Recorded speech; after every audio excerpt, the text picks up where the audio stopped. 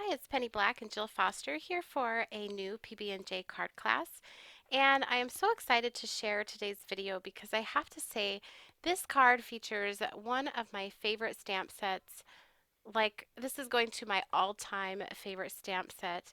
This is Penny Black's newest stamp set called Autumn Bliss, and it also has an exact match creative die available, the Autumn Bliss cutout. And here's a look at the card that we'll be creating today. And before we begin, I just want to mention I will have a full supply list at the very end of the video that'll include all of the marker colors, stamps, dies, everything that is used will be listed, so you can just hit pause at that time to check it out. So here's a look at that stamp set I was talking about. This is a transparent stamp set, Autumn Bliss, and the Autumn Bliss cutout, it will cut out all three of those pumpkins and three of the leaves that are included in the stamp set. So I decided to just have tons of fun doing lots of coloring. So I went ahead and pre-stamped the pumpkins and then a whole bunch of the leaves. I stamped these onto smooth white cardstock using Memento Tuxedo black ink, and then I just turned up the music and had myself a lot of fun coloring and relaxing while I did so. These stamps are so perfect for that. For my coloring in this video, I am using the Arteza Everblend markers. These are an alcohol-based marker, so I'm following similar shading and techniques that I do with any alcohol-based marker, such as Copics. Sometimes I put on my lighter color first, add the darker color, and then go back and blend with the lighter color.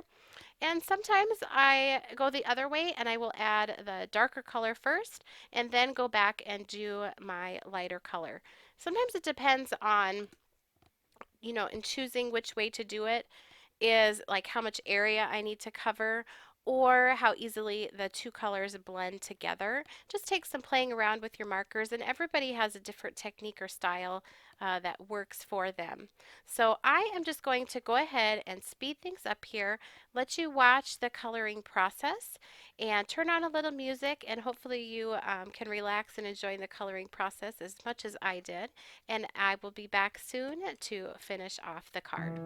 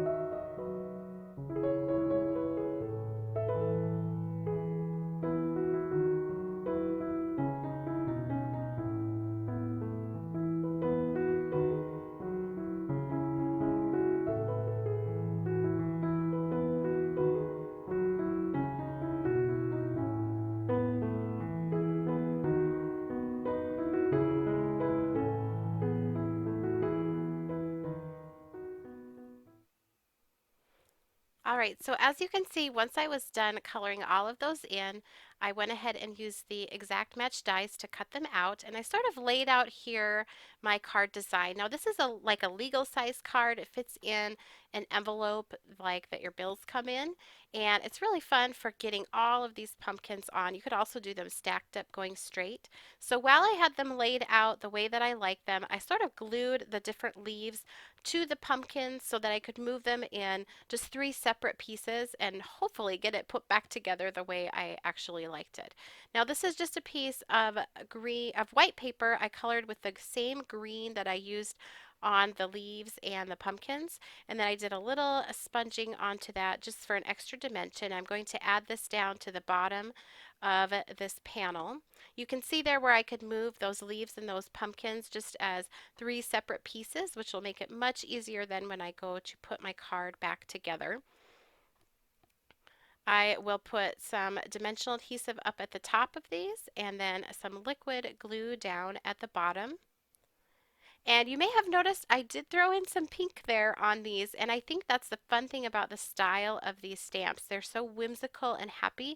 You can put some pink leaves in and it totally still makes sense. I also think turquoise would be a fun color to incorporate into or when using this stamp set as well.